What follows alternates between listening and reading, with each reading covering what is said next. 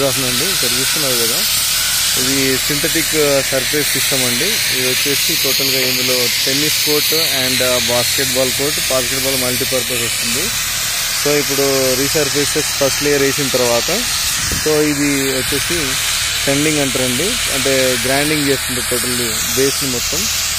So ఈ విధంగా చేసి టోటల్గా మళ్ళీ ఒకసారి రీసర్ఫేసర్ వస్తుంది. దాని తర్వాత మళ్ళీ గ్రైండింగ్ అయిన తర్వాత next colour laying synthetic system, మళ్ళీ ఫస్ట్ లేయర్ సెకండ్ లేయర్ అట్లా వస్తాయండి.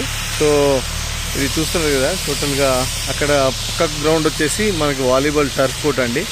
అది 15 mm మల్టీ స్పోర్ట్ గ్రౌండ్ అది.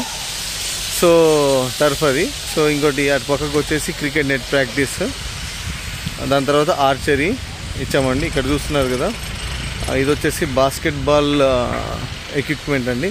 చూస్తున్నారు కదా టోటల్గా.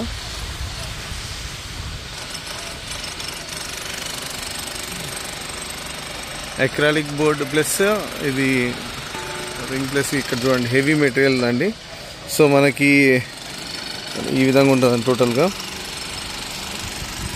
సో అక్కడ ఒక నెట్, టోటల్ నెట్టింగ్ టోటల్గా స్ట్రక్చర్ టోటల్గా ఇలా వస్తుందండి.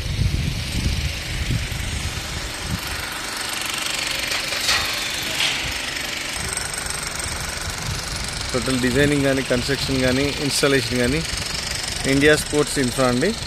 ఎనీ స్పోర్ట్స్ రిలేటెడ్ ఏమైనా రిక్వైర్మెంట్ ఉంటే please contact India sports infra.